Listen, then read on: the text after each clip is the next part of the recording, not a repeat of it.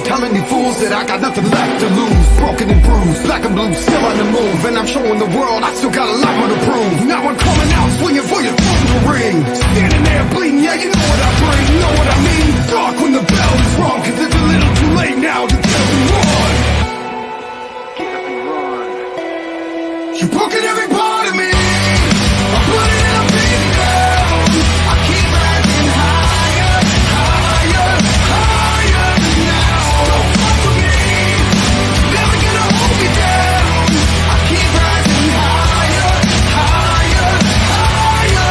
The world can't stop me now.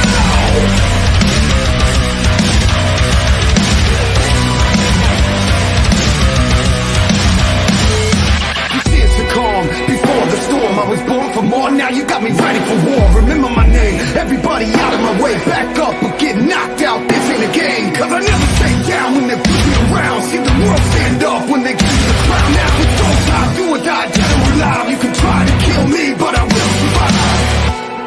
I will survive.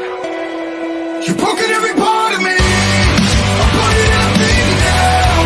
I keep rising higher, higher, higher now. Don't fuck with me. Never gonna hold me down. I keep rising higher, higher, higher. The world can't stop me now. You can't stop me. Can't stop me. No, you can't stop me. Can't stop me. No, you can't stop me. Can't stop me. No, you can't stop me. Can't stop me. No, you can't stop me. Can't stop me. No, you can't stop me. Can't stop me. No, you can't stop me. Can't stop me. No, you can't stop me. Can't stop me. No, you can't stop me.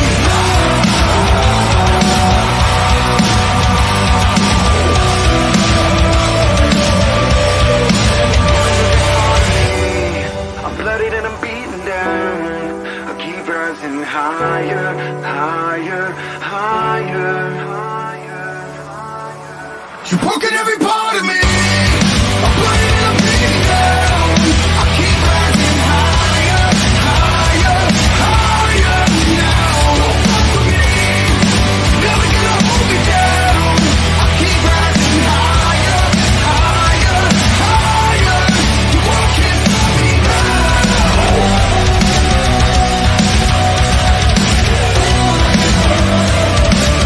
Can't stop me, no, can't stop me.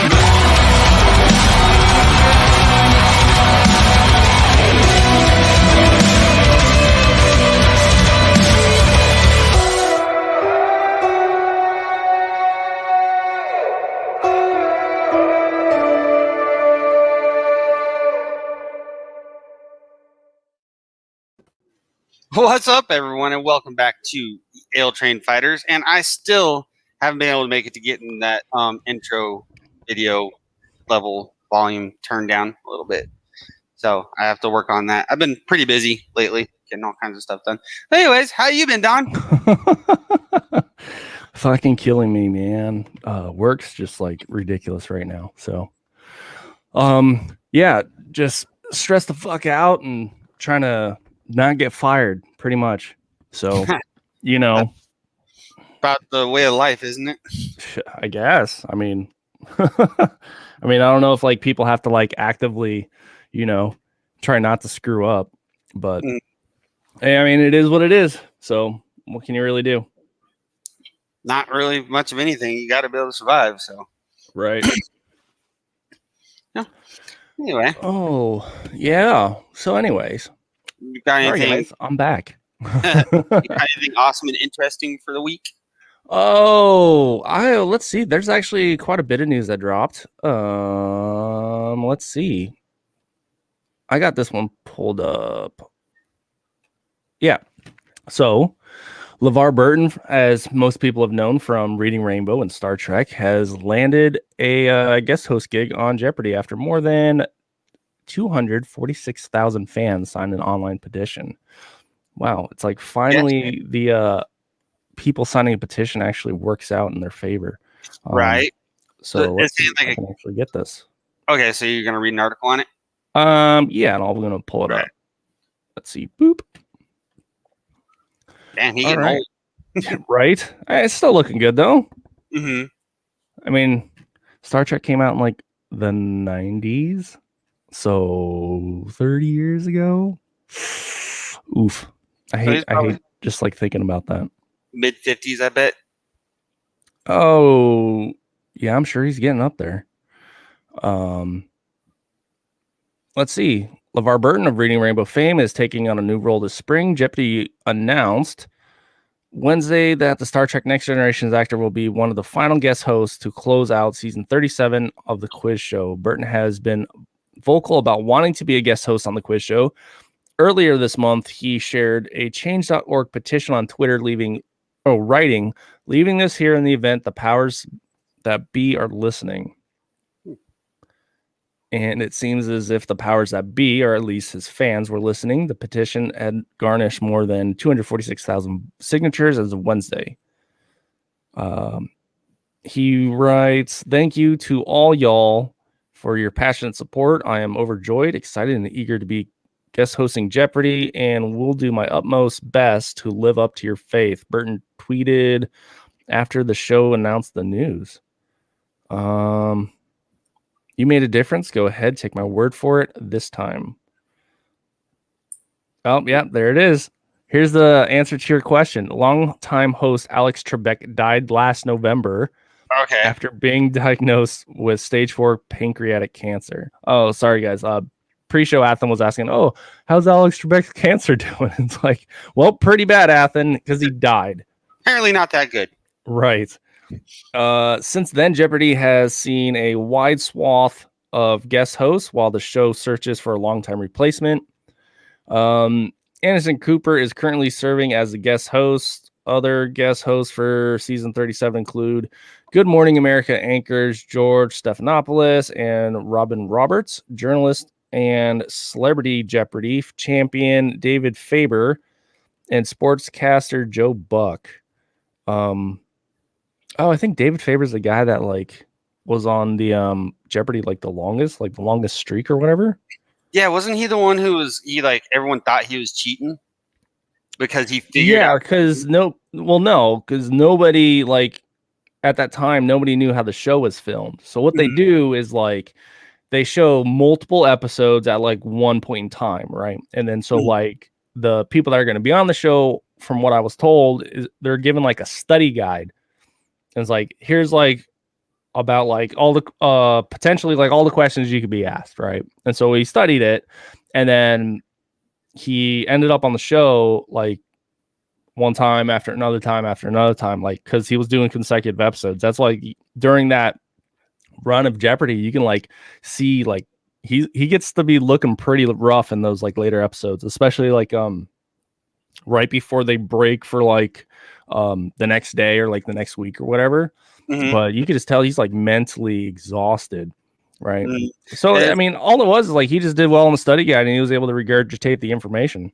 So. Yeah, and I remember hearing stories about how like some of the other contestants, because they're all backstage and they all are watching the previous people going on, and when they had to go up against Faber, they were demoralized because they just saw him just wreck the people beforehand, so that contributed to it. Pretty much.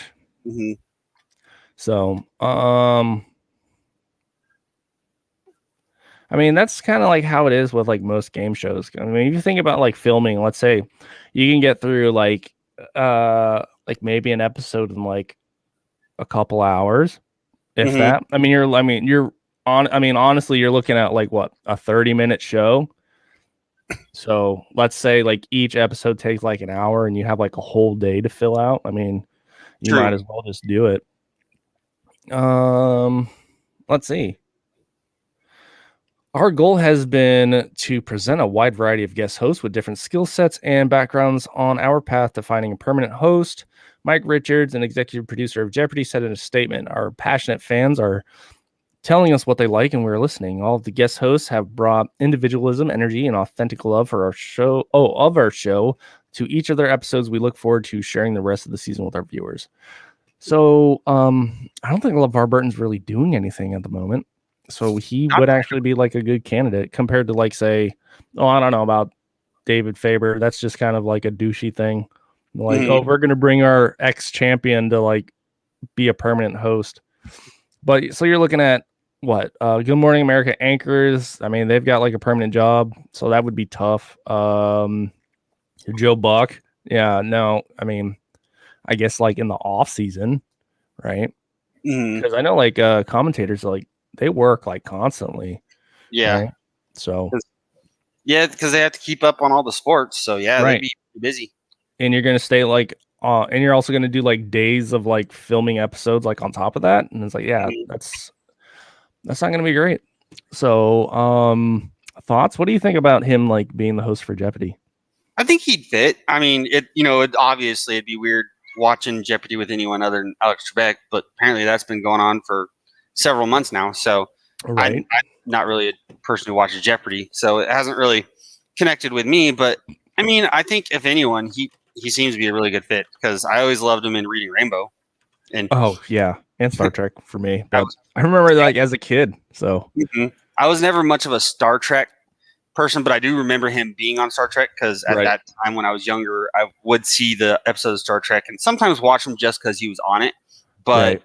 really, other than that, for the most part, I was never a huge Star Trek person. Mm-hmm. Not until I jumped on the bandwagon with all the new modern movies. Let's see. The first episode of Jeopardy aired March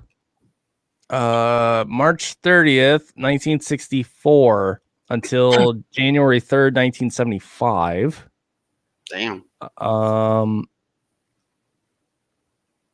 That So was 10 original years. daytime, and then there's a weekly nighttime edition was in 74 to 75. The all new Jeopardy, October 78 to March 79.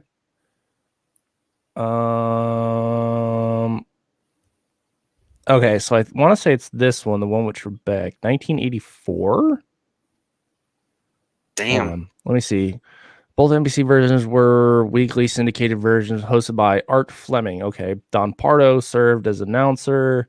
John Harlan announced.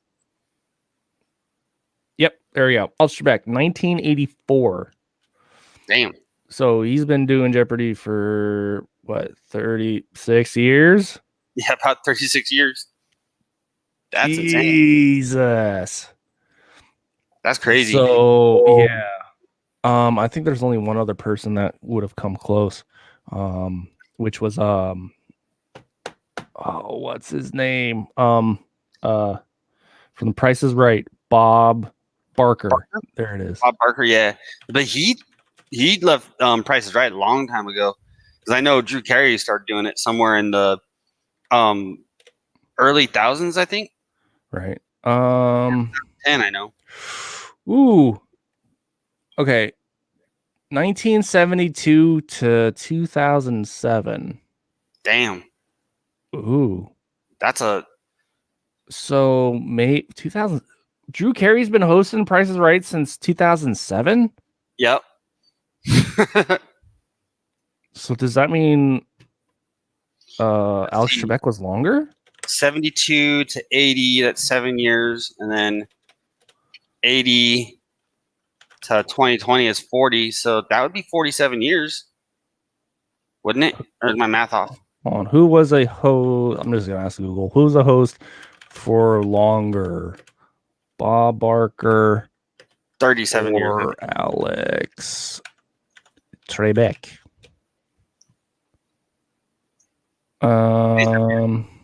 That's it, 27 years. My math is correct now. All right. So say that again. 27 years? For who? Bob Barker? Yeah.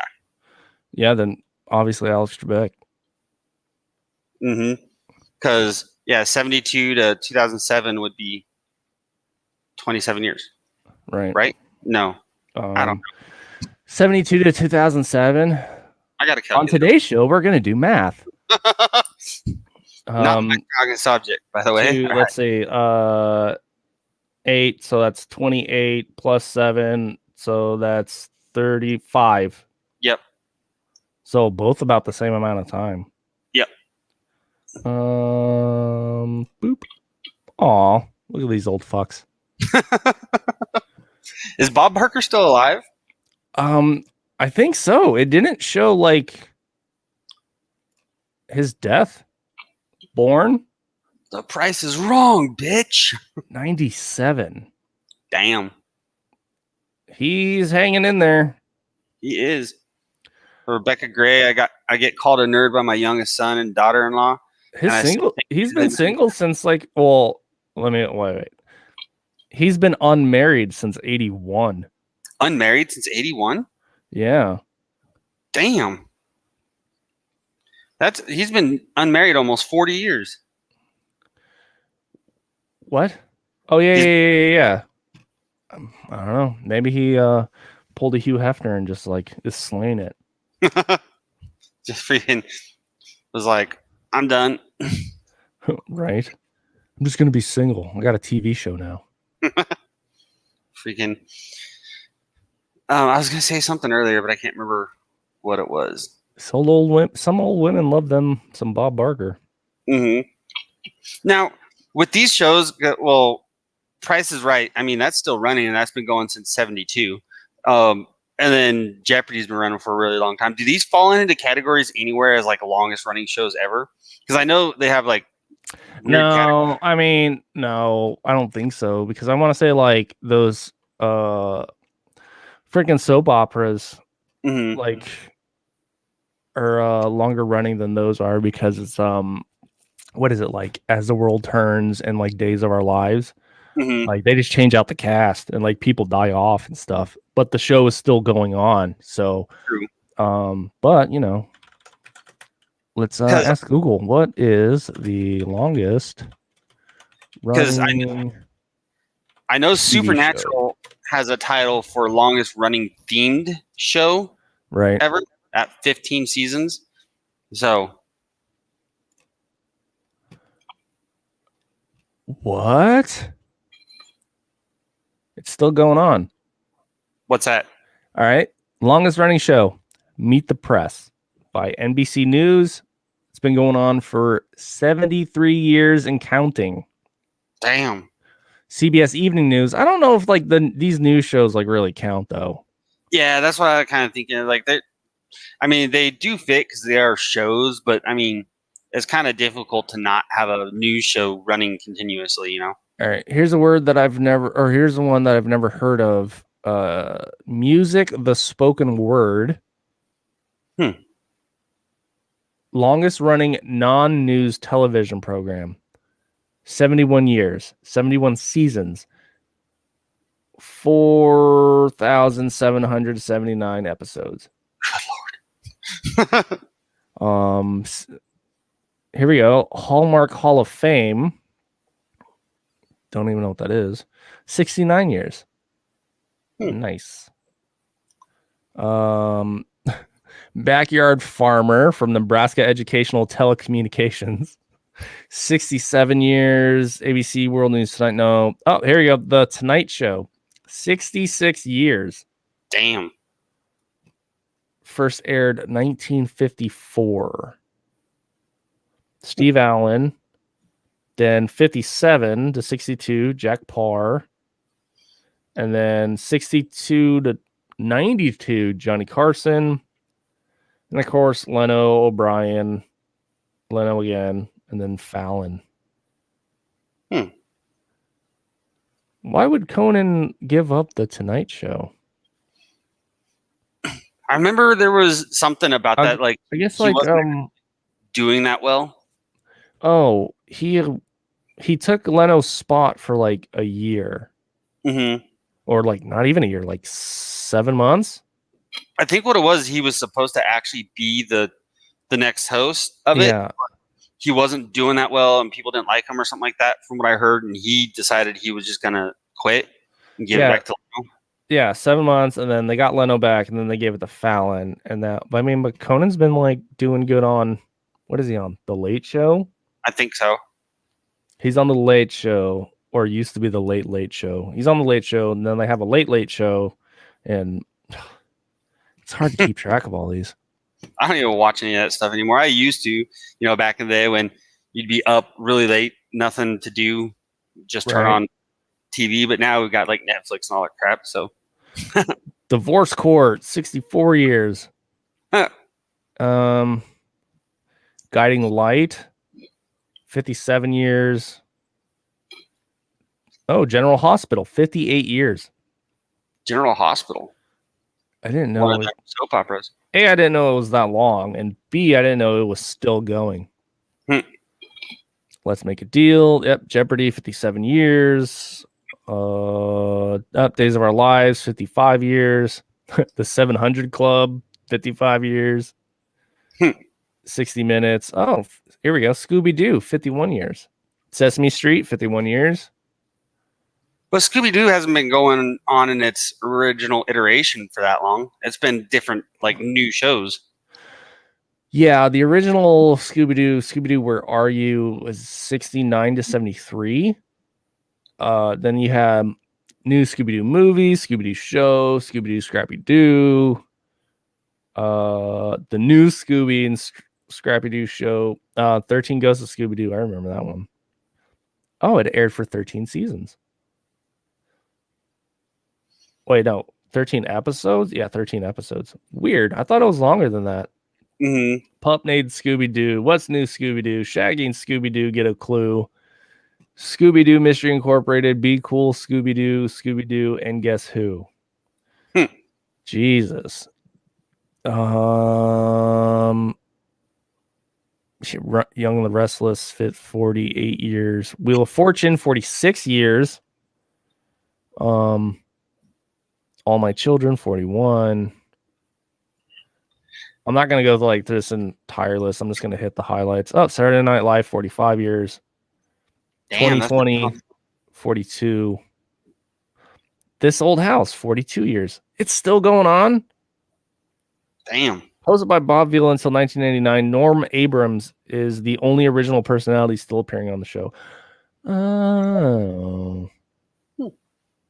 Bugs Bunny Show, NASCAR. Okay. Anyways, I think as far as that goes, like those shows that, yes, have been going on for that long, like Scooby-Doo, it's been going on for 50 something years, but it's like different, actual, like legitimately different shows. I think that doesn't really quite count. Right. I think I was asked about like consecutively running, but it's cool. No, and a lot of those were. I mean, like those soap operas, and I mean, we're not going to count the news, but yeah, the Scooby-Doo thing. It's like if you call it like a different thing, and even if it has the same characters, yeah, that shouldn't count. But it's Wikipedia, man. Wikipedia. So going on the coattails of that story, I saw this, and then I actually learned about the Jeopardy news. Was LeVar Burton starred in a new ad for Ryan Reynolds Aviation Gin. Oh, really? Yep. So he's trying to pop up all over media right now because he's about to be going on Jeopardy. Yeah, but Ryan Reynolds does that. I mean, he brought like Rick Moranis back. Yeah. Did you see that? I mean, who's like, been a father for like X amount of time, who pretty much like disappeared off the map. I mean, he like kind of like brought him back from the dead. Wasn't it because his wife died of cancer? Or something? and he like he went to like raise his kid like full time. So let's see. All right. The gin itself was created over 100 years ago by Christian Krogstad and Ryan Margaran. Brought it to market back in 2006. Reynolds bought a stake in the company 3 years ago. He kept a stake in it after it was sold for $610 million last year. Burton has been in Hollywood for over 40 years with his roots role as Kunta Kinte. really propelling him to fame. With such lengthy career, Burton has played several iconic roles running the gamut of the movie and television world. Star Trek fans have known him for playing the role as Geordi LaForge on Star Trek Next Generation for 15 years. And people who grew up in the 1980s and 1990s, however, most likely know him as the host of Reading Rainbow. Now he's the new face, for now, of Reynolds liquor brand. But I don't know, like, new face is like a little bit too much to say, because like he just brings them on for like a little bit and like just to do a commercial. Ron Reynolds premiered a new commercial for Aviation Gin in which Burton makes an appearance after getting introduction from Reynolds himself. The ad starts off with Reynolds announcing that, you know what, I'm just going to play this. Hopefully we don't get a strike. And hopefully the audio plays.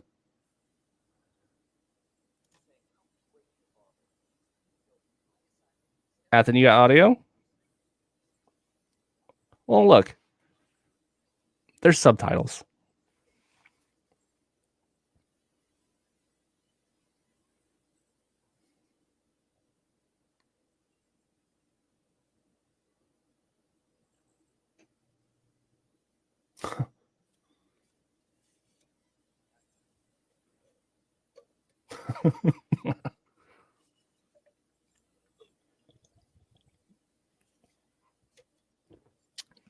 I love his commercials.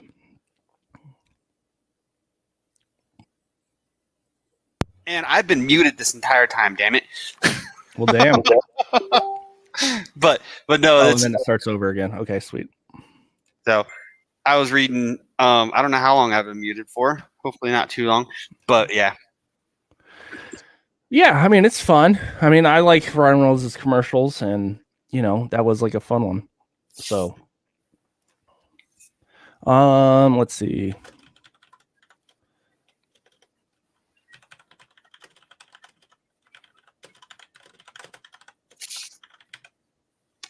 All right. In the new tweet announcing the new commercial, Reynolds jokingly says he's starting a campaign for Burton to appear in pretty much everything. While it's obviously a bit, Reynolds' pitch stems from a recent fan campaign for Burton to be the new host of Jeopardy! Position still needs to be filled following the death of longtime host Alistair Beck. Since then, Burton has been announced as one of the many interim Jeopardy hosts. Burton will guest host episodes set to air over the course of 2 weeks this July. On the Reynolds end of things, this new commercial is just the latest example of how effective his brand of comedy can work as a marketing tool. Previously, Reynolds released an Aviation Gin commercial that hilariously reworks the classic Christian Christmas poem, A Visit from St. Nicholas, and brought Rick Moranis out of the retirement to shill for Mint Mobile, another company in which Ryan Reynolds is part owner. Clearly, while it's acting in movies like the Deadpool series has made Ryan Reynolds a household name, his bright future starring in commercials and roping in other celebrities. Yeah. What is, since Rick Moranis came back, is he doing anything? Do you know? Not that I know of. Because I had heard that he was planning on getting into something, but I can't remember what it was. I don't know. I mean, it's possible that he might pick up like some new projects here and there, or possibly like do television to like get into things. I mean, the whole movie business right now is, all up in the air and gone to shit anyway. So, good point. Let's see. Speaking of television, we have Elon Musk will be hosting Saturday Night Live in May. He's just trying to get all the freaking showtime. It's kind of like our. Well, I mean, he's also he's been like famous with Tesla and everything else, but I think he's gotten more recognition with the whole Dogecoin thing. Yeah, so. Dogecoin, but he's also spent a lot of time on with Dana White. He does a lot of YouTube stuff too. He pops up a lot. Does he? Yeah. So you see him a lot in YouTube stuff. Right. So because he's done Hot Ones with on YouTube also. Right. I haven't seen any latest like Hot Ones episodes. I'd like try to like watch some of them, but then like since they're doing this whole like remote from home thing, and like people are on like iPhones or webcams, and they've got like, you know, their AirPods in, and it's like, I mean, the production quality's just like suffered, in which has, you know, removed me from watching their stuff. I saw one recently that had Steve-O, but I didn't watch it. I thought And Steve was like on an older one, but I don't know. This one I saw, because I just saw one listed. It looked like it was a new one. It had like Steve-O, and it said he takes it too far, and there's like pictures of him in the hospital and stuff like that. So, oh, please tell me he didn't try to like snort the fucking or the last dab. Jeez. Let me see. Yeah, Elon Musk will host Saturday Night Live next month. Saturday Night Live is a weekly sketch comedy show created by Lorne Michaels in 1975. The show features a new host and musical guest each week. Some of the most notable hosts being legends like Alec Baldwin, Steve Martin, Tom Hanks. SNL served as a career launchpad for many actors, writers in the television industry, including The Tonight Show's Jimmy Fallon. Ugh. So yeah, he has been on. He has been on Hot Ones twice. So, okay. And the most recent one was a week ago. And here, I'll read you the title. Steve-O takes it too far while eating spicy wings, hot ones, and it shows him in a hospital bed. Oh, so, yeah. Well, we'll jump on that next. Let me get through this one. Yeah. All right. Yeah, Musk is primarily known as CEO and architect of Tesla, founder of SpaceX. We know who he is. All right, he will host on May 8th with Miley Cyrus as a musical guest. Oh boy, yay! Which will be Miley Cyrus's 6th performance as musical guest since last November. And they say, while he wears many hats, he's yet to dip his toes into the world of comedy television. Well, yeah. They were like really trying to stretch out like this bit of information like as much as possible. They always do. I don't know. It's like they think, well, it might have to do with how long you're on the site, because some of those ads that they have in there, they're based off of how much time the ticks are there.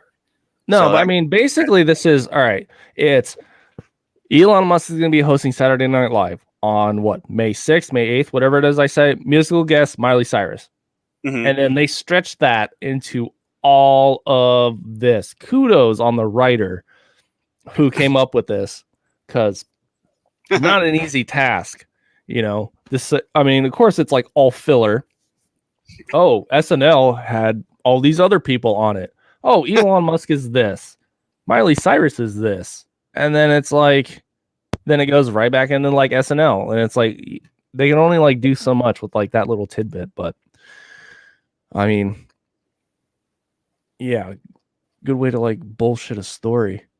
I mean, that's like tweet worthy, you know? Elon Musk will host Saturday Night Live May 8th. Miley Cyrus, musical guest. Yeah. That's it. But that's not going to drive people to your website. So, I mean, I get it. It might also, there's that. And there's also, like I was saying with advertisers, that might also just be they're trying to capitalize on Elon Musk, I mean, yeah. Because right now he is kind of, what's hot right now for a lot of people. And, right. They could be just him and his connection to Doge and all that stuff. But I heard Doge is actually kind of dropping recently. Is Dogecoin dropping? I've heard stuff about that. I don't know too much because I don't pay a lot of attention to all that stuff. But I know it was on the rise, and like some of my coworkers have been like making money because they bought it at like 5 cents, if that. And so last I heard, it was like raised up to close to 50. Well, last I was looking, it's like, because I went to do the math because I heard it was pretty high. And if I'd bought it a few months ago when I first found out about it, like 0.0035 cents per share, and up to where it's at now, or when I had last looked, which was like 30 something cents a share, off of $200, you'd have made like $10,000. Shoulda, coulda, woulda, man. Exactly. I mean, it's just weird how the market works. Oh yeah, so you had an article about Steve-O for Hot It's not really an article. It's just kind of talking about him being on Hot Ones. So Okay. yeah, Steve-O had been on Hot Ones 3 years ago, and then just recently, within last week, he was on Hot Ones again. I haven't watched the episode, but like I said, the title of the episode is Steve-O takes it too far while eating spicy wings, Hot Ones, and it shows him in a hospital bed. So I don't know. There's also, it looks like there's a very small clip at the very beginning of the GIF for the thumbnail. It shows him running through fire. Mm-hmm. So I don't know. Maybe that's what it is, because he does have bandages and shit on his arms in the video when he's in the hospital. So I really don't want to have to like go back and try to watch that just to figure out what happens. But right. Let's see. We've got let's do yeah, let's do this one. American Horror Story season 10 set photo reveals Evan Peters' role. See, I haven't really watched this show. Well, I watched like the first 3-4 seasons, because like every season's like different, right? It's like a different story you're telling. Okay. Yes, but like they also like milk it like really badly. Okay. So like there's like a lot of fat that they can trim. I mean, Really? It's like they could move this show to like Netflix, make it like maybe 10 episodes, 8 episodes, and then have like gold. But since they like stretch it out to like let me see like how many episodes are in each season. I mean, if it's network TV, I want to say it's like in the 20s. Yeah, I was gonna go to that one, Wikipedia. That seems to be a trend with a lot of network shows. They have like 20 to 30 episodes per season, but I think that's because ratings is where they get their money. So the more shows they have. Let's see. The first one, Murder House. Let's see. Oh, it's only 12 episodes. Okay. So that's still decent, but you can cut out 4 episodes, make it 8, you know, and still have something like really good. So what's this? Murder House, Asylum, Coven, Freak Show. All right, so I watched the first 3 seasons. I stopped right before Freak Show. Okay. We have Hotel Roanoke, Cult, Apocalypse, 1984. What is 1984? I wonder if that has to do with the book. I think it just might be. Yeah, it's just set in 1984 because there's a serial killer at like a camp. Okay, because was it a George Orwell book called 1984? Yes. So, which is what pretty much the world government's basing how to run everything. Well, it was, and a really cool thing about the book 1984 is it was effectively designed to be like a banned book. So the title of the book was blacked out with black ink, and over time the ink that would blacked out the title would fade, so you could actually see the title. Oh, nice. Yeah. Anyways, so season 10's coming, called, well, this might be a working title, but yeah, no, it is American Horror Story double feature. Okay. I'm trying to see, like, is there like a synopsis? No, it just says like people are coming back. COVID. Okay. Anyways. What's also really interesting is like big of a deal, as COVID's been and all that stuff over the last couple of years, year and a half, I haven't really seen that much of it in like TV shows and movies and all that stuff. I haven't really seen it that much in them than I would have expected to, I can't remember what show it was, but like I was at work and like some cop show came on, and yeah, the cops are like all wearing masks and stuff. So I mean, it's like prevalent, I guess, in a way. But then again, some of these shows, I mean, they're written and they're filmed and they're aired in order to disassociate people with actual reality, to take people out of their world so they can just get lost in whatever show that they're watching. So I don't know, they kind of wouldn't want to be reminded that, like, hey, the world's like gone to crap and we're in quasi pandemic. Well, and then there's also the fact that like I don't watch normal TV. Like I have Netflix and I'll watch Netflix. Right. Yeah, I don't have cable either. Yeah, other than that, I like watch YouTube. So, you know, that might have a lot to do with it also, because I can't remember the last current new show that I watched. Yeah, I mean, I haven't watched regular television in like forever. Right now, I'm in the process of watching or finishing out Supernatural. Oh, good luck with that. So, like, I mean, I was into it, but then like I just got burnt out, man. I'm in season 9 right now, so okay. I mean, it's Supernatural's good, but it's like a lot of the same. Where it's like two brothers that go through their stuff, and then it's like something bad happens to one of them, and then like they hide the secret from the other one, and they try to figure out what's going on, and then of course they're wanting to sacrifice each other for the other one, and then it's like, oh well, if you know you would have told me, none of this would have happened. We could have worked like this for like as a team together. And it's like, yeah, you're right. Next, and then like the end of the season, or like the beginning of the next season, another secret happens. What happens? He keeps it to himself and he doesn't tell the other one, and it's the same thing. And another thing that I kind of mentioned it last night. Like there's so much of the show where it's like it could have been solved if they just would have told him, hey bro, this thing just happened, straight up, being honest with you, instead of like they just like keep this thing like as a plot device, like, oh no, he's keeping a secret from the other one. And that's what I was, because there's another thing. I'd mentioned it last night. Like there was finally in the episode, I saw someone using body armor, and it was actually one of the devils, right? Or not devils, one of the demons, one of the Knights of Hell. And last night, it's like finally someone's using body armor. I was like, you know, there's so many things that could have been avoided had Sam and Dean been wearing plate carriers. And Desiree's like, well, then there wouldn't be the ability to make the show. Everything they get into wouldn't be there because of that. It's like, they just go for the head. You know.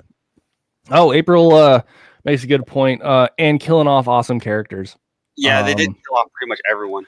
Yeah, so. What was the like old country dude? What? Bobby was his name, I think. Yeah. I was kind of upset that they killed him off. And it was just like, man, he comes back every now and then. Doesn't count. That doesn't count. That's like Dexter's dad.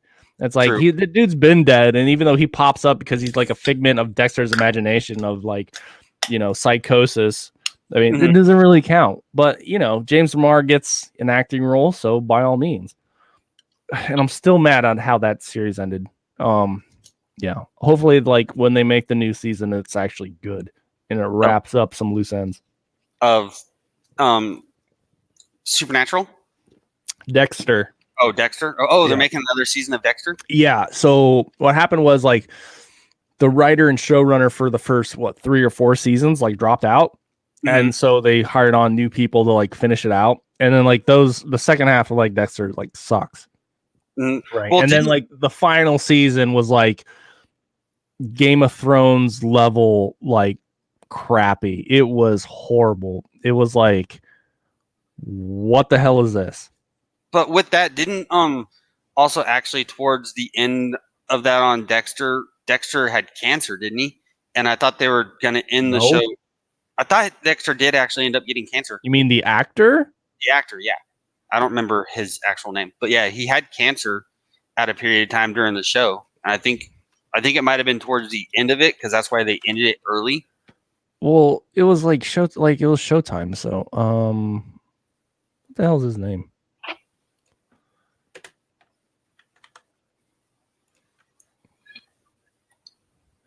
Michael C. Hall. Career stage 6 feet under. Dexter. And yes, April. Bobby Singer, the character in Supernatural, is actually the creator of the show, Robert Singer. So Bobby's character was named after the creator of the show. Right.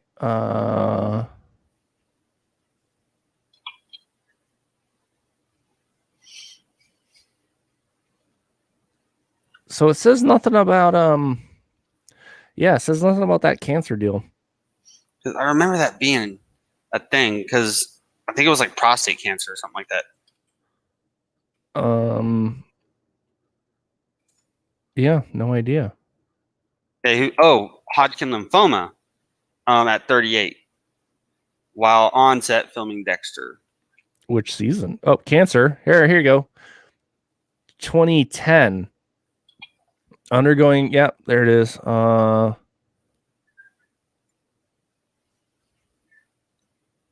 Right. So when was the last episode of Dexter? Oh, Dexter Revival. Yeah, there we go. 10 limited series. Nice. The Crown. Yeah, he was Kennedy, Justice League, Dexter. 2013. So even after the fact, he still did Dexter for like 3 more years after that. Well, I'm sure. 2010, his cancer was in remission. So he still did like 3 seasons after that. Okay. So, where was I? Going back to American Horror Story. Not much can be found. What does double feature mean? Oh, Peters was seen on set, seemingly reprising his role as Tate Langdon from the first season. Okay, let's view it on Instagram. Okay, wearing his clothes. Got it. So,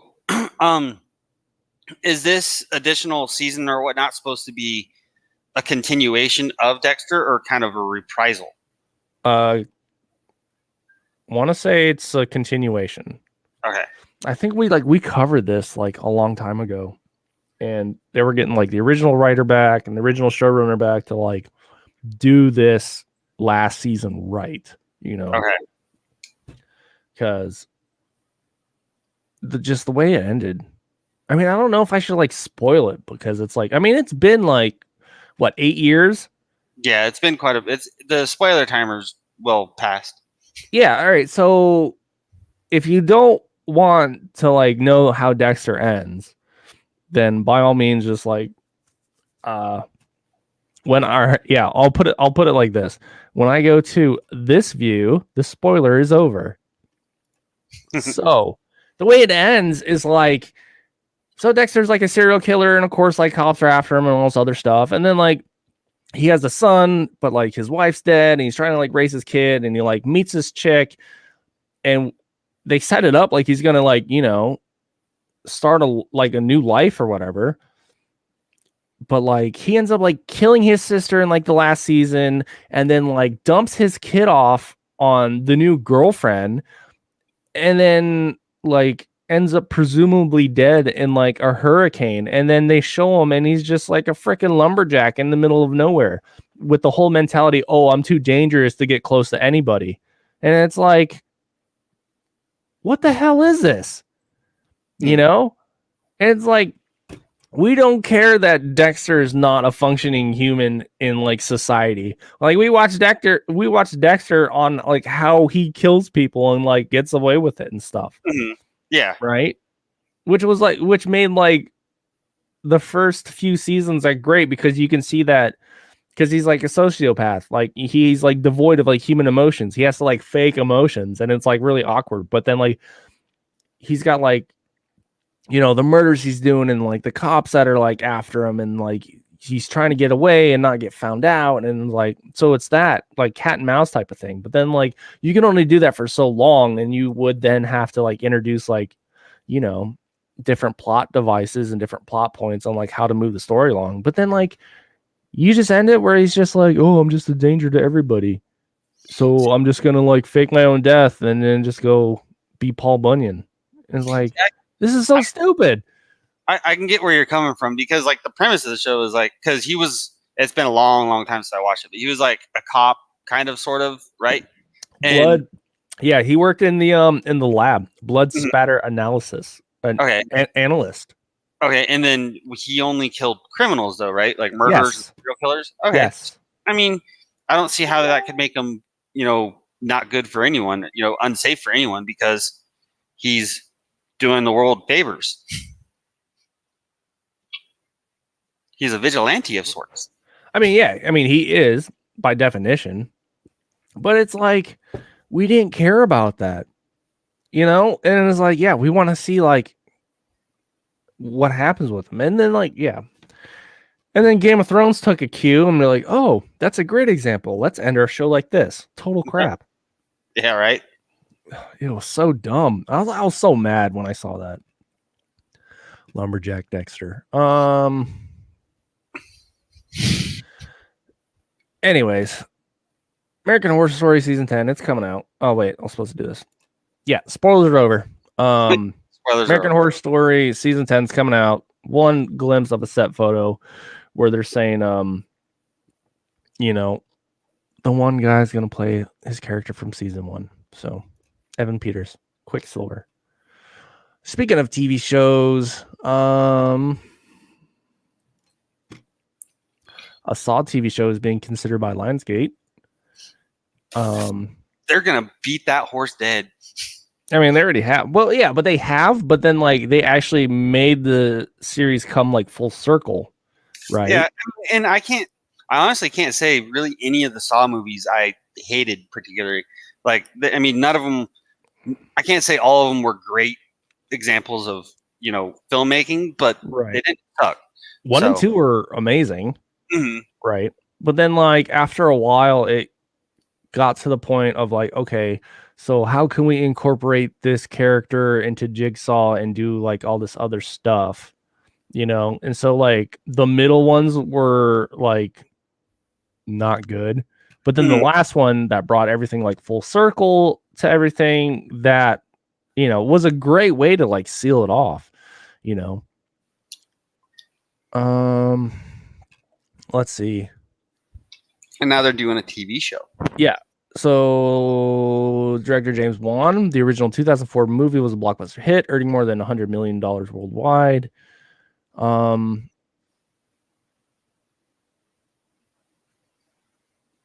Yeah, we don't need to know. Here we go. They're milking it. Is this Screen Rant? Right, here we go. According to Deadline, Beggs referenced the creative potential of expanding the storytelling scope of the popular Saw series.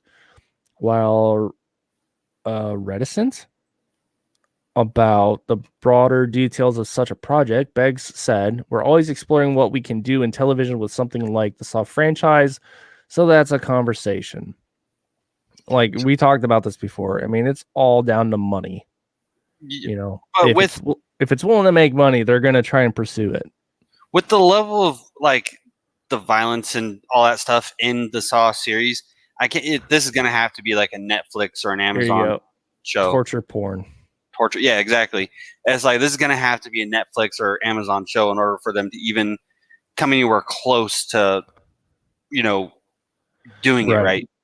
Which, I mean, I think Saw was gory with like the deaths and stuff, but I mean, that's the same thing from like all the slasher movies back in like the 80s and 90s, That's all that was. Torture porn would be like the Hostel movies, where like that was legit like the whole point, which, I heard that type of stuff actually happened, but let's see. While Spiral from the Book of Saw will hit theaters in May, it remains. Oh, so there's another movie coming out. So there's another Saw movie along with the Saw show.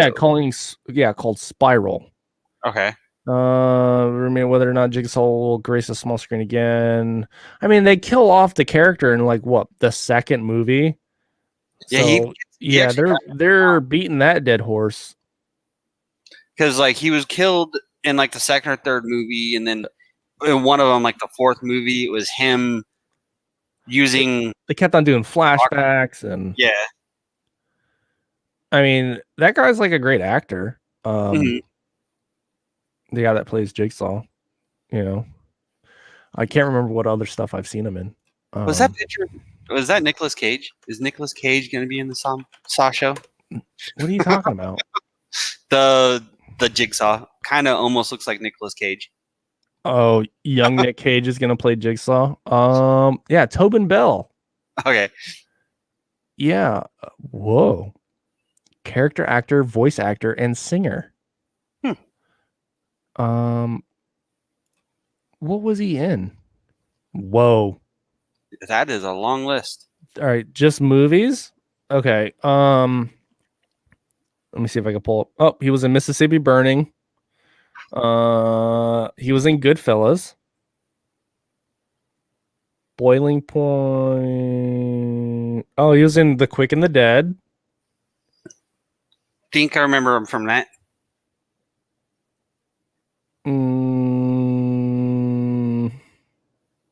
Yep. The Saw movies. Whatever the Boogeyman movies were. I think I saw those. Oh, what did he Yes. play in the Boogeyman movies? The same. Wait. Dr. Mitchell Allen. I think I've seen the Boogeyman movies. If I remember correctly, those are like Jeepers Creepers type movies.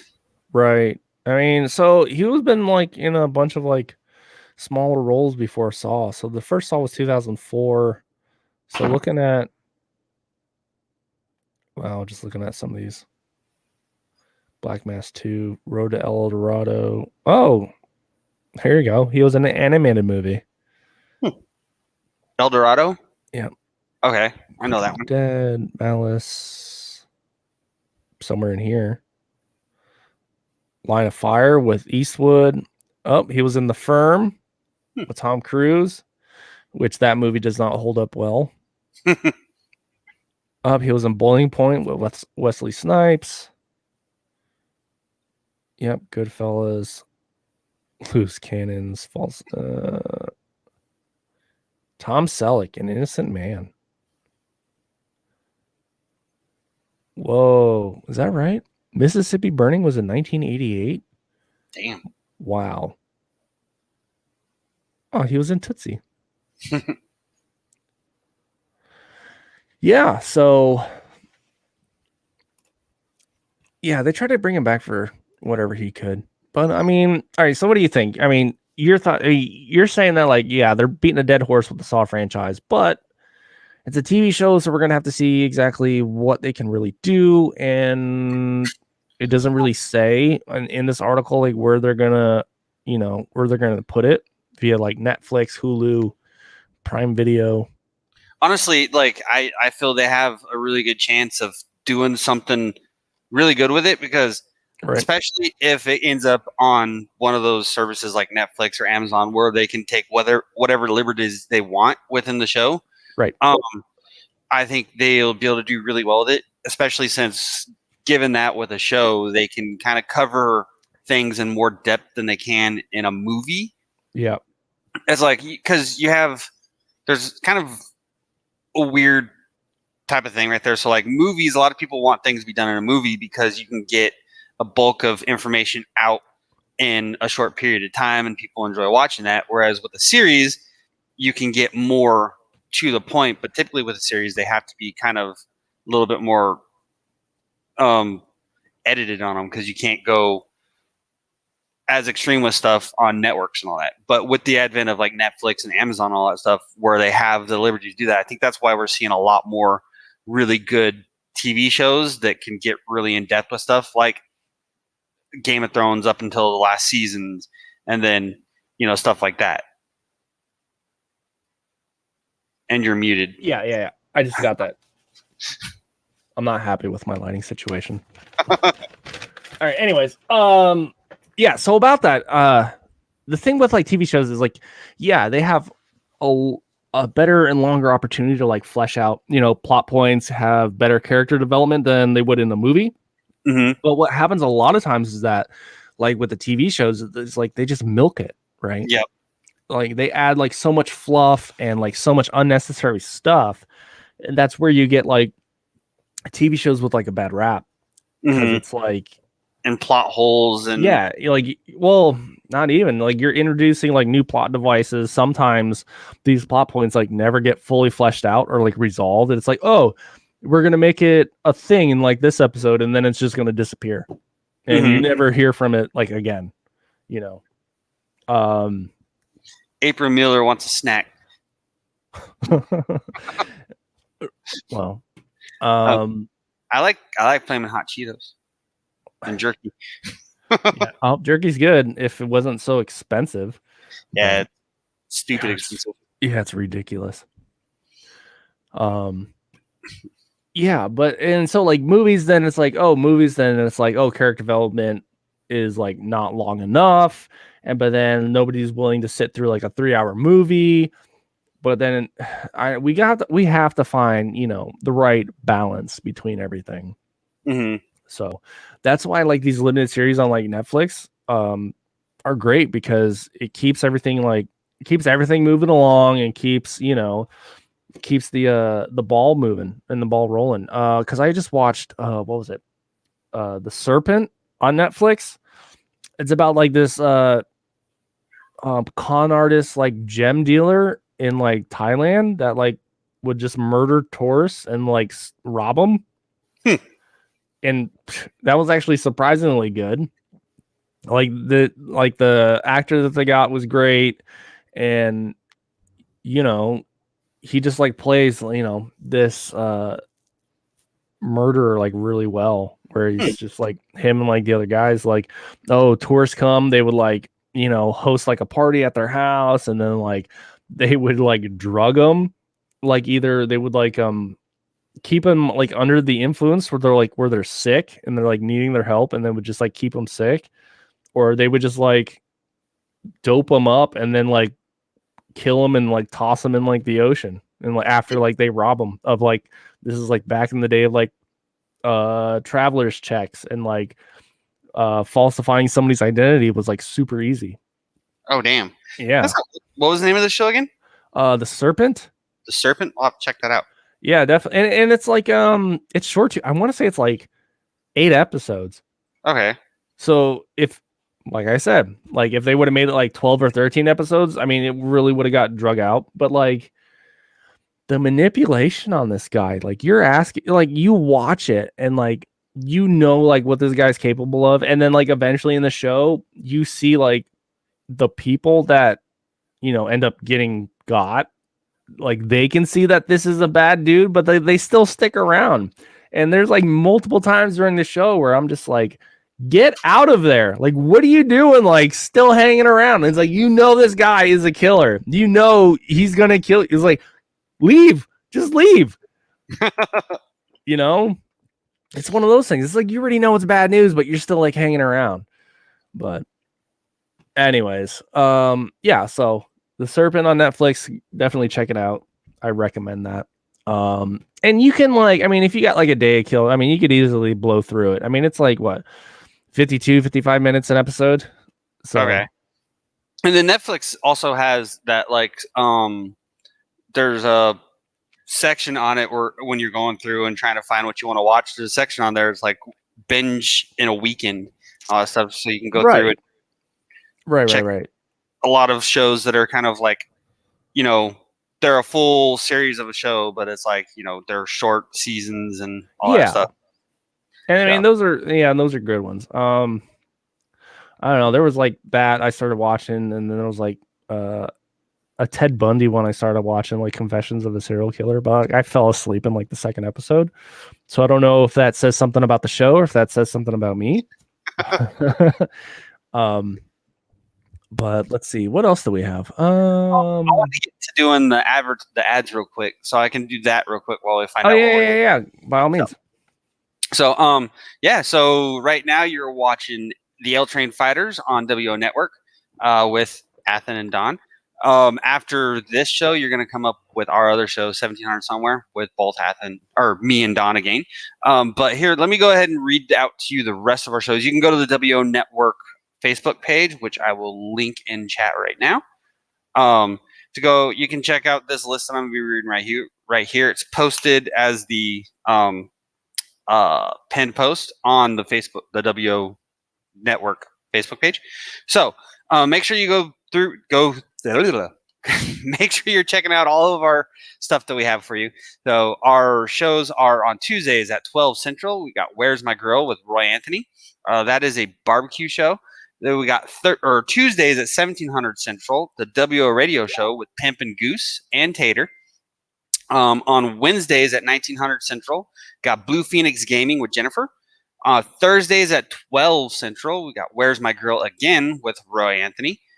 The Blue Phoenix Gaming Show, that's a gaming show, obviously. She plays video games. Sometimes she will actually also talk about video games. And then on the WO Radio Show, that with Redneck, Pimp, Goose, and Tater, that's really similar to 1700 Somewhere, where they do comedy, news, and just general entertainment.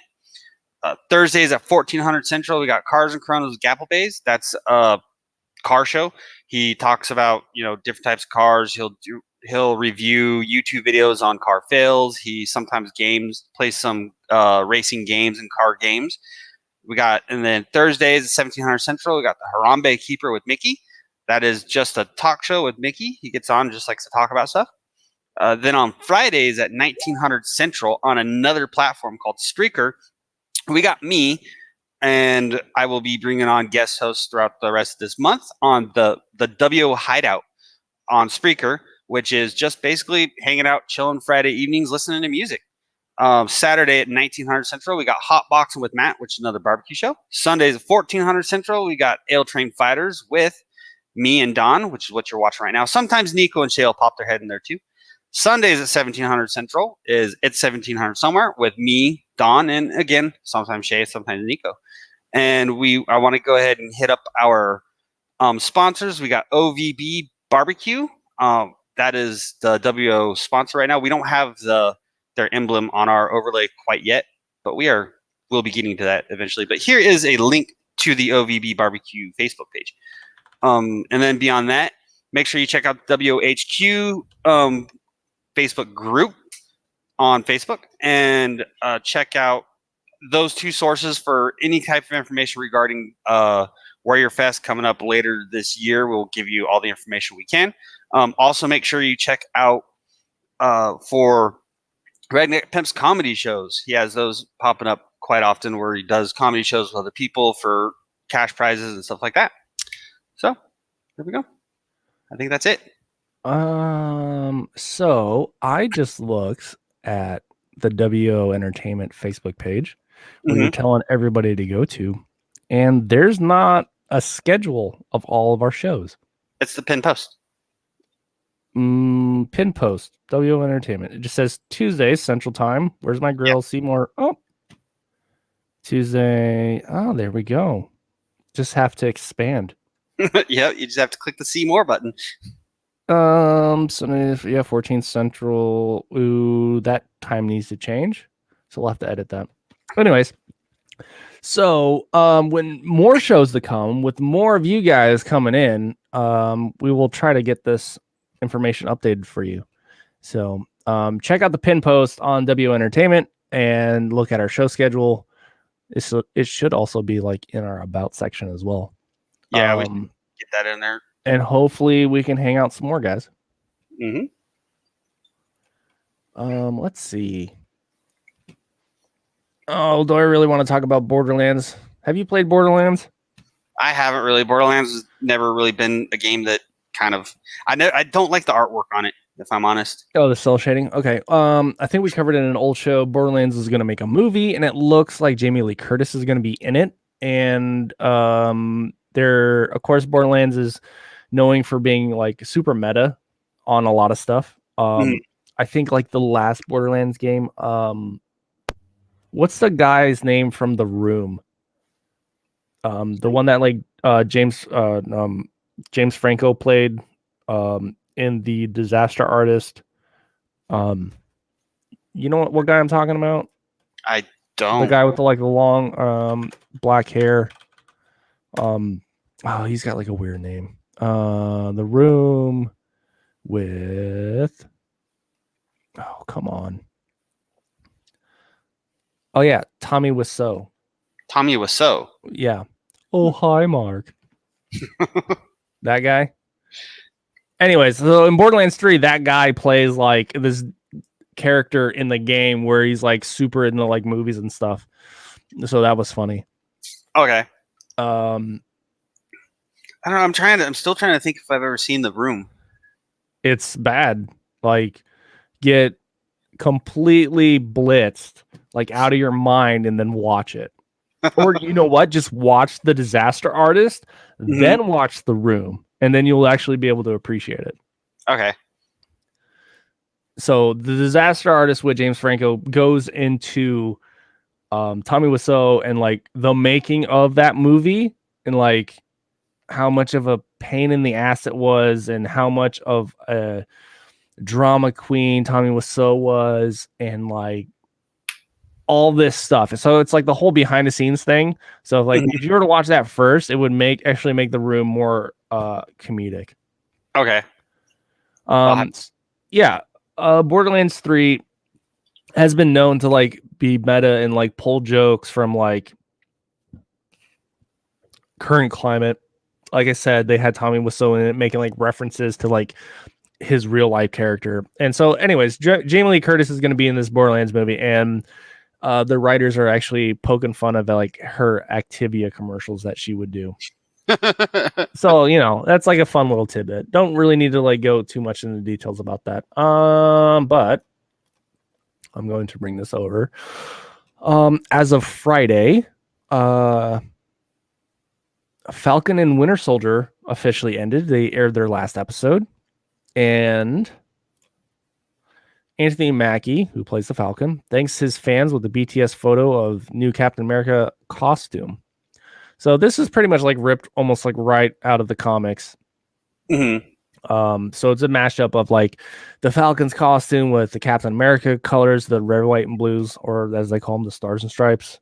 So yeah, Anthony Mackie thanks fans for watching the Falcon and Winter Soldier finale with an awesome picture of his new Captain America costume. Marvel's second Disney Plus series has come to an end with Friday's finale, which introduced some major changes for the MCU. The Falcon and Winter Soldier follow Sam Wilson. So don't need to get into the plot. So Falcon and Winter Soldier is a series, but it doesn't sound like it's any more than like one season long. For now, right? Because after Endgame, Marvel's trying their stuff with Disney Plus, putting shows on there, and they can actually explore, you know, different characters on a smaller budget. In which they've got like Loki coming out, like a What If series, and like so they're doing like multiple things that would work better on Disney Plus, like on that platform, than they would like in a movie theater. Because like who's really going to see like a WandaVision movie, right? Yeah. And like to me, marketing would have to be on point. To me, it almost seems like what they're doing, because it seems they have a whole bunch of, I've been hearing about a whole bunch of series that are like 1-2 seasons long that are like really well acclaimed and really well accepted, but they're just only keeping them at 1 or 2 seasons long, because it almost sounds like they want to do something. Why milk it? A full series and a movie, just like something that's longer than, you know, a TV show, just like a one-off TV show, and you know, and to be able to put out, like you were saying, put out information, but not go into a whole movie that people wouldn't watch. Right, but it's also why milk the series if you can convey the story that you need to convey within a series, one season. Why go more into it? Because like WandaVision would not work as a movie. If anybody that's seen it, it's like set up as a TV series, and there's episodes that like fall under like different timelines, like Dick Van Dyke, or I think they actually reference Dick Van Dyke. Like it's set in black and white, like Dick Van Dyke. It's set like Brady Bunch, like in the 70s, and it's set like Malcolm in the Middle in the 90s, and it's set like Modern Family in the 2000s. So like there's like a progression. Like it would not work as a movie, right?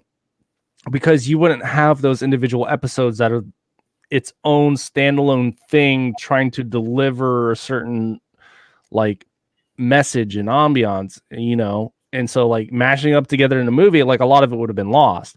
Mhm. Yeah, you could make it a movie, but it wouldn't have been fully fleshed. Like they would not, like cinematography would have taken a hit, right? Yeah. Because there's a separation between the black and white show or the black and white episode and then like the latest color episode. There would not be a divide, and so everything just seems like it would just be rushing. Yeah. See, what I'm kind of I had something I was going to say, and I told you. Oh, okay, so it makes more sense to me because you have the and I just lost it again. So you have I don't know why I'm losing my track. Okay, so I think they're able to do it like that, as you're saying, because with the one or two, because what you have with a lot of TV shows, you have the like hardcore fans that come in and Sure. they want the show to keep going, even though it feels like they're beating a dead horse. Like you were saying, you felt with Supernatural at times. It's like because they're hardcore fans want. Yeah, but how many seasons is that? 15. It's so, but I think that's why a lot of those shows end up going on like that because the fans want them to. Now with like these MCU shows that are coming out that are only going 1 or 2 seasons, I think with the hardcore fans, they're not. Maybe they do want some of the shows to keep going on longer, but since it's a part of the bigger picture of the entire MCU, right? This show is only going to last a season or 2, but there's going to be another series that's coming out right afterwards that's tied into that, the whole thing. Yes. So but it's also storytelling, right?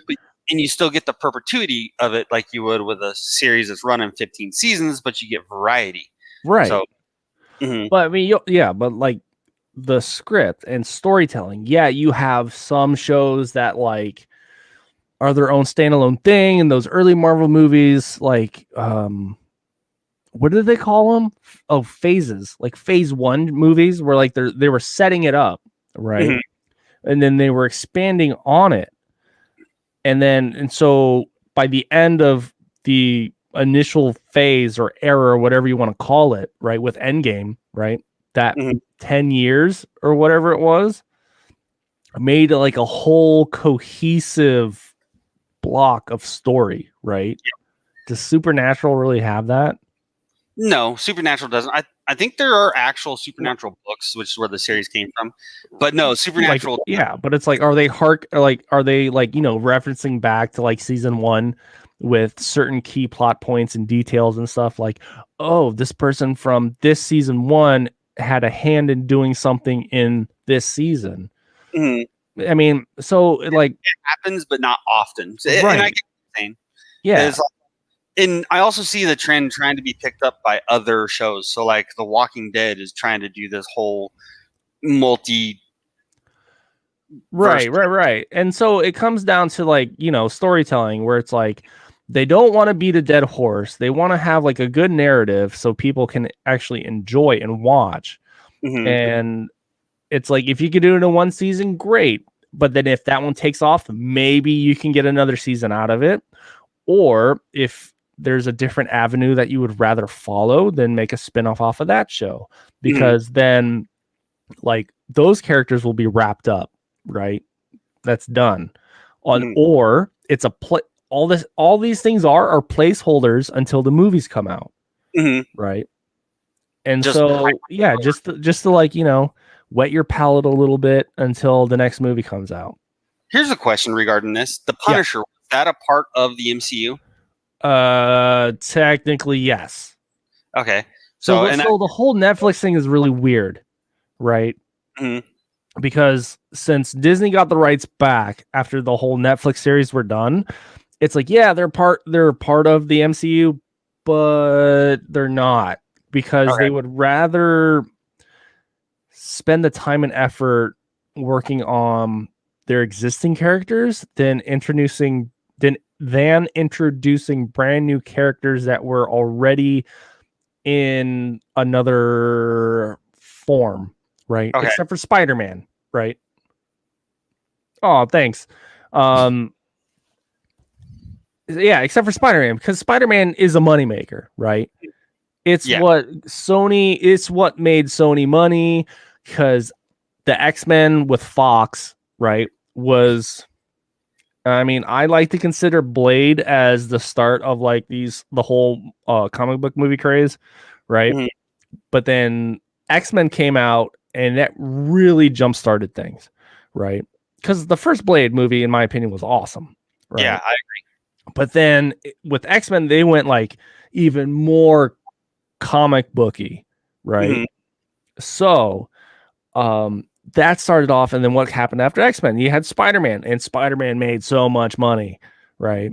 Because he's a character that like so many people recognize and so many people love, and he brought Sony money, It's right? like, yeah, because And like so Disney was all about trying to get Spider-Man back, because it's they like, could do one character of Spider-Man better than they could do a whole multitude of all the X-Men, like a whole team, right? Mhm. So he was the easy pick. yeah, because I mean, look at it. Pretty much any little kid, their favorite superhero is almost always going to be Spider-Man. Like they always Spider-Man, Batman, Superman, Iron Man, or Captain America are the ones that I typically hear the most from kids. Now, Mhm. back then, it was X-Men, Spider-Man. Yeah, true. Yeah, That was it. Because I'm Wolverine. not a Captain America fan. No, Like I'm like that core team of Avengers, like I knew Iron Man, I knew the Incredible Hulk, because they had TV shows back in the 90s, right? Captain true. America? No. I mean, he's not great. I mean, he is better in the comic books than what he is on, like, the live action screen. Yeah, Yeah, and Richie also says, yeah, it depends on who played Spider-Man. It kind of depends. In my opinion, none of the actors really has the true essence of the Peter Parker character. There have been decent Spider-Men. Like when they put on the suit, they're actually like a good Spider-Man character. This latest one, Tom Holland, he's a good Spider-Man. I like He's Tom Holland. he's not a good Peter Parker. None of them have been good Peter Parkers. Yeah. Maybe Tobey Maguire. Maybe, but that's like really stretching it, you know. I really have to say my favorite has been Tom Holland. He's my favorite Spider-Man. Right. And I do like the costume, but like I did like the Amazing Spider-Man 2 costume with like the big eyes and stuff that everybody hates, but it's like, well, if you look at like all these comics, that's what he has is like big eyes, you know. But yeah, but like it's just like everything else. It's kind of like how they've been doing Batman. Like Spider-Man's supposed to be like genius level intellect, right? He developed all the technology that he used. Yeah, web shooters like web fluid. And like when he's in the comics, he's like able to like decipher like enemies' weaknesses and like get through technology and develop like all these things, like reroute, I don't know, like whatever plot device in a comic book. He's supposed to be like smart as shit, right? Like one of the smartest people, right? And then what do? They make him, oh, he's just a high schooler. He's dumb, right? Yeah. Like what with the Amazing Spider-Man, like you need your girlfriend, like Gwen Stacy, to tell you how like magnetism works. You know, and it's like even in this one, it's like the essence of the character is there, but the brains that help make that character aren't there. You know, Yeah. kind of like Batman is supposed to be like the world's greatest detective, and he hasn't solved like a crime at all, right? He just beats people up. Yeah, that's a good I point. mean, they like try to touch on that, and with the new Batman movie, they're supposed to, you know, Okay. supposed to like make it like more of a mystery and have him figure out like who's doing the stuff, which I'm optimistic about. And yeah, you have to have the physicality for Batman and everything, but he's supposed to be, you know, brilliant. He's supposed to be able to like figure this stuff out because he spent like years of his life training to be this person, you know. And then like, they don't show it, and it's like, yeah, okay. I think you can't get as much into the action and all that stuff with the whole character if they focus more on the detective part thing. Because, and as far as like the old school Batman show goes, because that used to be one of my favorite things to watch as a kid. Yeah. Even the show is what I'm talking about. The show gets into his training, right? Yeah. He's like studied like multiple forms of martial arts. He's studied like under escape artists, magicians, and like read books for like on like detective and criminology and like all this stuff. And then like, what do they show whenever it's in the movies? Oh, he's just a dude in a suit and just like beats the crap out of people. Pretty much, yeah. That's it. Oh, and he has like every gadget like possible. Mm-hmm. You know, Because he's a billionaire. right. So, but that's like the thing with like the comics is like they focus on that he is a man who has trained himself to be more than that, to where he's fully capable of like, holding his own against like basically gods. Yeah. Right. They turn to Batman for advice on like, hey, how do we handle this? How do we take down, I don't know, Doomsday or like whatever. It's like what, and then he just like breaks it down. That's what like that's like one of the running jokes of like DC Comics. It's like with like anime, it's like they always say, oh, but can he beat Goku though? Which is like supposed to be like the most OP character ever. And then like with Batman, it's like Batman can beat anybody with enough prep time. Right, where Batman has like a list, like pretty much like a checklist of like how to defeat everyone on the Justice League with like enough prep time, right? He like has their strengths, their weaknesses, everything's listed out. So like say if Superman goes berserk like in the Injustice series, like how do you take down Superman, right? He like he's like, got a reaction plan for like everything. Oh, contingency plan. That's the word for it. But so we're getting. Sorry, guys. I'm like geeking out over like all this stuff. We're coming up short on time. I wanted to say one thing. You mentioned earlier about Iron Man. Yep. I not Iron Man. I'm sorry. Captain America. I did know Captain America was before all the Marvel movies and all that stuff, because I remember I think it was back in high school. I remember people talking about the Civil War and how Captain America had been killed and shot in the head. Like it was big news. Everyone was talking about Captain America and shot in the head. Well, he wasn't shot in the head, but he was killed, quote unquote. So, if you want to get through Civil War, play Marvel Alliance 2. It pretty much covers what Civil War actually is, which was supposed to be like the Superhuman Registration Act, which is like anybody with like superpowers would have to say, hey, my name is this is my superhero name, and these are my powers. Pretty much. And so you had to like the thing, there's like this whole thing about it. And so it was divided between Iron Man, who's just a guy in a suit, has nothing to hide, and then Captain America, which knows it's like, a breach of privacy and, all this other stuff. But then again, Captain America, I mean, yeah, they know he's like Steve Rogers and all this stuff, but like in the comics, like he never took off his mask. I mean, yeah, in the movies, you need to do it for the actors, and because their face is their moneymaker. And then, but it's like, because he was able to like in the comics, like he was able to like disguise himself as a guard by just putting on a set of glasses and not wearing his mask, because like nobody knew like what he looked like. I guess that makes sense. Yeah. Right. Anyway, it was just like this big thing. So, yeah. Anyways, yep. Set photo from Falcon and Winter Soldier. Great series. A lot better than WandaVision, in my opinion. I did. All right. So the final episode's out. So by all means, binge it. It'll go a lot smoother. Excuse me. WandaVision worked a lot better waiting week to week. But this is like one cohesive story. So definitely binge it if you can, if you're into that type of thing. Also, because of the success of this, oh, I just dropped my phone. Captain America 4 is reportedly in the works, and they're speculating that Chris Evans might return. So we've got 1 minute, so I'm just going to click through the rest. Just going to hit the headlines here. Chadwick Boseman artwork is going to be auctioned off in the support of colon cancer. Look at that. Pretty nifty. Also, there's going to be a Rogue One spin-off show called Andor about this guy. Cassian Andor from the Rogue One series, and we've got the Continental, which is a TV show based in the John Wick universe, is going to happen, but Keanu Reeves is most likely not going to return for the series. As for video games, we've got plenty of stuff for Battlefield 6, which I'm pretty sure more news will come out next week. And speaking of video game news, Apex Legends season, 9 is going to come out. I want to say next week. A new launch trailer has been released. I'm going to put a list of Xbox free-to-play games. I'm going to put this in the comments so you guys can actually look this up after the fact since we're out of time. And then, of course, more Call of Duty stuff with cheaters and everything else. And the new season's actually dropped.